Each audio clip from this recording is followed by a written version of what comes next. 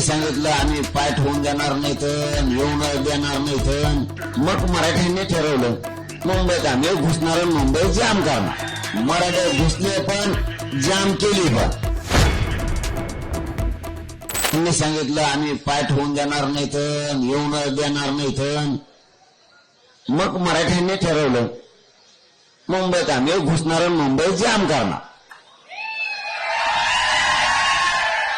मराठे घुसले पण जाम केली पण मग सरकारनं पण सहकार्य केलं. मग आपणच सहकार्य केलं पाहिजे. सरकार आडमुठ्यात घुसलं की मराठे आडमुठ्यात घुसले.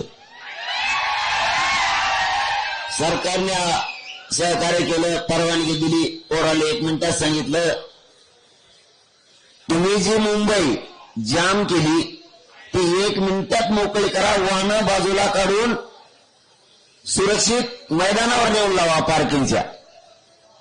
पोरांनी ते पण केलं. 2-4 घंट्याने, 2 घंट्यात नाही पण 2-4 घंट्यानी साहेबांनी येऊन सांगितलं हो तुम्ही सांगितलं इथले जे आम्ही सांगितले होते ते सगळे पोरांनी वाहनं काढले.